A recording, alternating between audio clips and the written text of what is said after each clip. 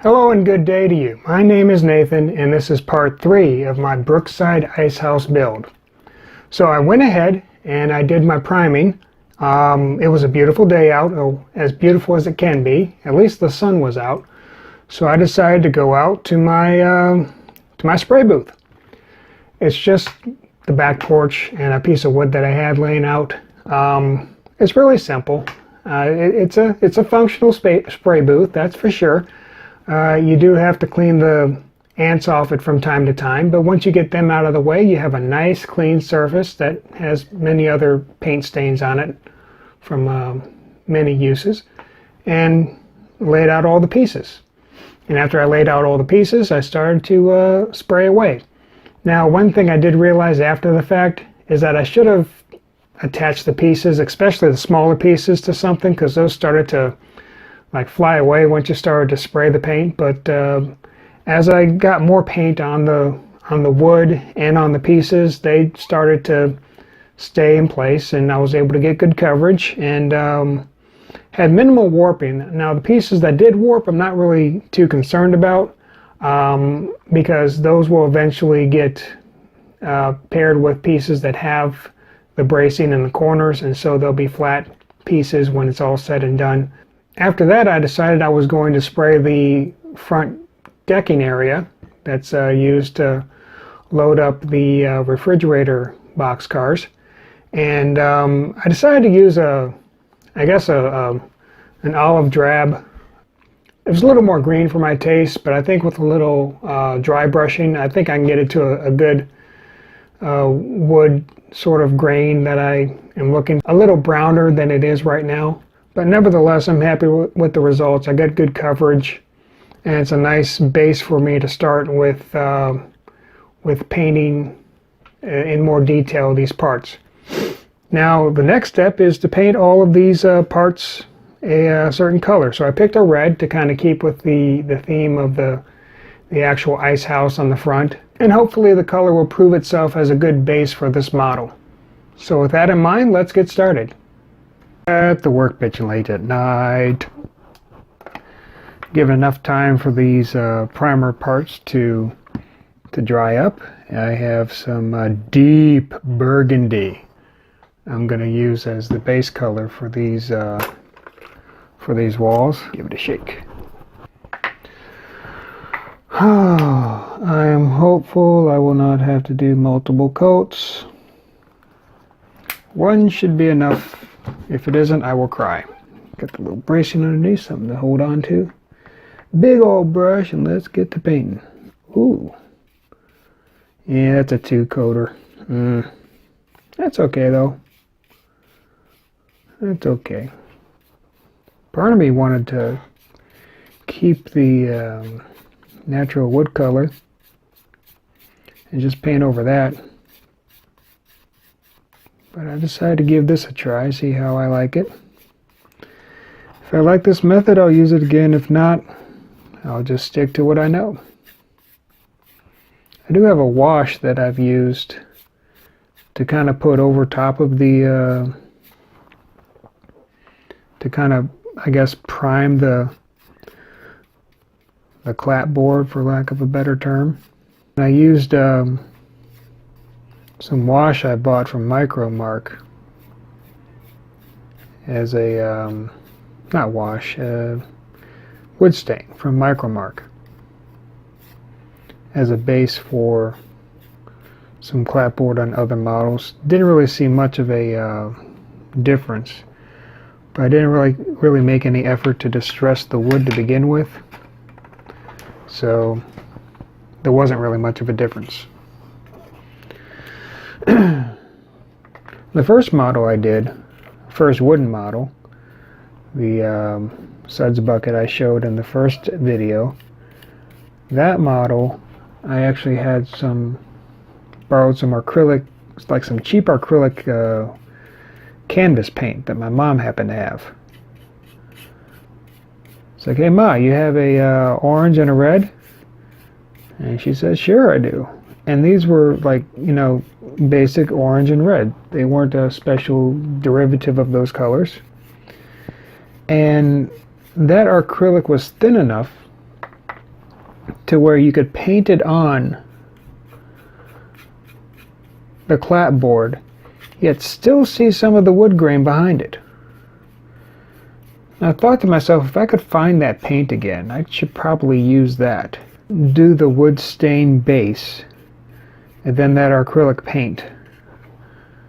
And together I would have probably a pretty nicely aged wood that shows its age underneath. Yet looks like it was painted over to kind of freshen it up. And I think a model like that one would have benefited from such an experiment. But again, that was my very first wood model, and I was more focused on actually getting it completed than I was with the detailing, which the detailing happened after the fact.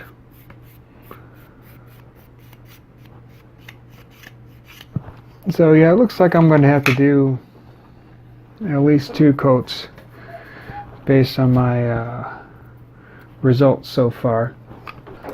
Well, I thought to myself I should probably have a fresh cup of water, just because I haven't been using dirty water to clean my brushes recently. So I'll get something to freshen it up. So I've been going kind of crazy with purchasing models on eBay again. I got my 2 Bar Mills models coming to me. Got one today, and then another one. So that's going to give me 3 total, unbuilt, ready to be taken on. And I'm thinking to myself, you know, when I'm done with this model, I should put up some sort of, not a poll, but kind of gauge people's opinions through comments and such as to which one I should build. All of them I got because I thought they would be fun. And depending on the one that is chosen, I might end up doing something special in that I'm going to experiment with a new technique. Not really a new technique, but just a new method of doing things.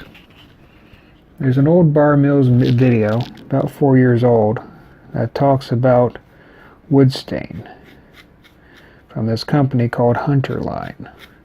And they have a whole bunch of wood stain.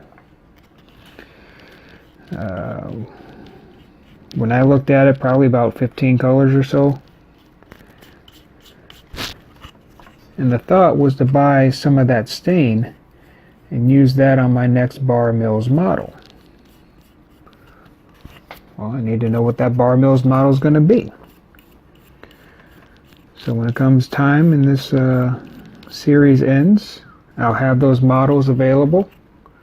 All you have to do is comment which one you want me to build. A great thing about acrylic paint is that you don't have to worry about getting it on your hands because it's water-based. But if you go out of the house with red hands without cleaning them, people start asking questions. Now, the reason I decided to prime this was based off a suggestion that comes in some of the Bar Mills kits, and also they have a document on their website with various tips and techniques on building wooden models. And they say prime it, prime your parts first, and then go over it with a wire brush. Now, I'm not sure how that's going to work, because in my head, in my thoughts and thinking, I hear that and I go, oh God, I am going to screw up the clapboard. But it's coming from one of the big manufacturers of HO scale, O, N scale wooden construction kits. So I figured they know something about it. While most of those pieces are drying, let's come back to this little doodad right here. Remember how I made this an olive drab? Well, I decided, you know what, that's not good enough. It's not going to work for this model. So I got a brown spray paint that I'm going to spray this with at some point once the rain stops. And that'll be a better, I think, a better fit for this and would take to the dry brushing much better. Okay, so to give you a little bit of an update here, on the second coat I decided to water down the paint a little bit to allow it to get into the cracks of some of the pieces of wood. Now this isn't like typical clapboard in that you have, it looks like shingles. It's like, it's scribed wood as they call it. So you have just flat wood with notches scribed in there. And then the watered down paint would allow me to get the paint inside those cracks to get as much coverage as possible, so as not to have little gray parts poking themselves out. Whew. Okay, I have all of my pieces that I want to paint painted, and now here comes the fun part, something I have not done before. And that's distressing the walls with a wire brush. I don't know how I feel about this. I'm going to give it a shot. I figure if I start with the smallest piece or a smaller piece, I might, if I don't get a good result, I can always fix it. So, whew, okay. Oh, here it goes.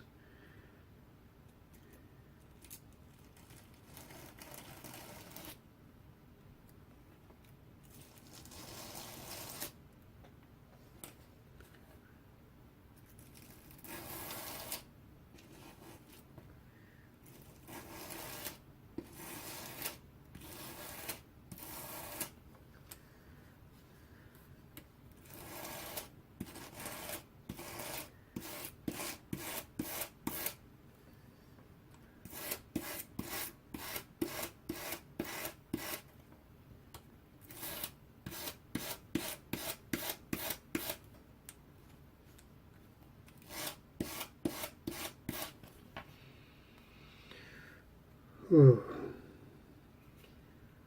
Seems to be a lot of metallic shards on this.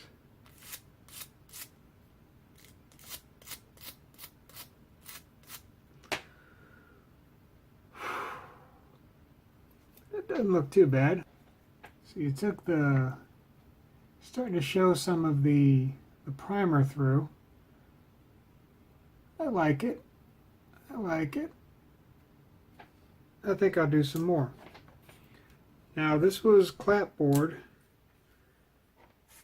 Now this right here is the other board that's not, you know, like a shingle. Oops.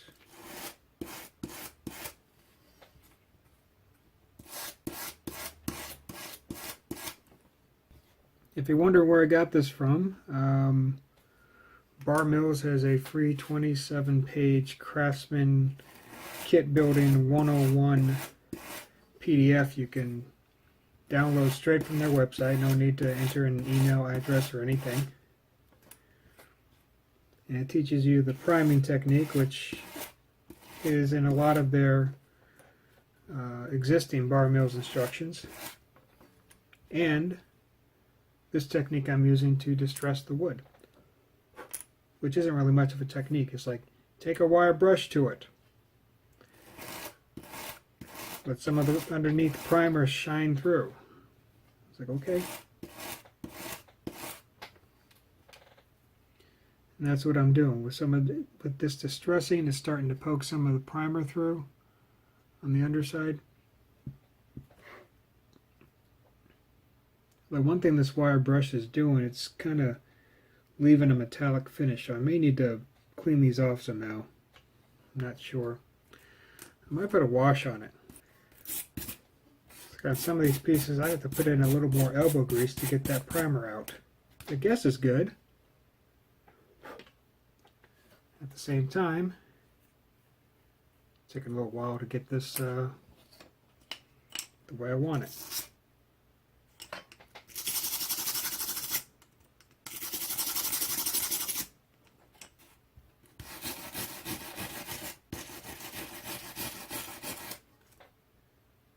It really brings out the grain in the wood too. I noticed that. Also doesn't make the wood or the color on the wood just seem solid. It adds variety to it. I like that. It's something that I haven't incorporated before in any of my other models. Here I was afraid of scratching this wood, but I realized you kind of have to put some elbow grease into it to really get the effect you want. And I realized I probably should not be talking while scraping because I moved the microphone. It's up above me now.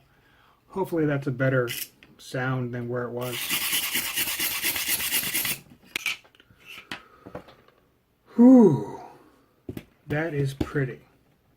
Now the last thing here, I noticed, or I mentioned in the other episode, or earlier, I've lost track, that the olive drab was a little too dark for the platform, so I decided to make it into this a brown color. And I'm going to put some distress. I'm going to try some distressing on this too. Well, I can't get too much into it like the other one because I already have the. How can I do this? Like that, I suppose.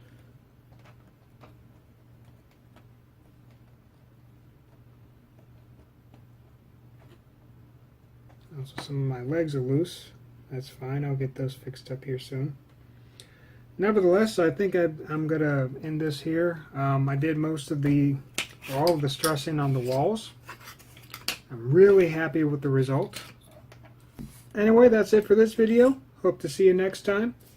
Like, subscribe, comment, do all that mess, and I'll see you around.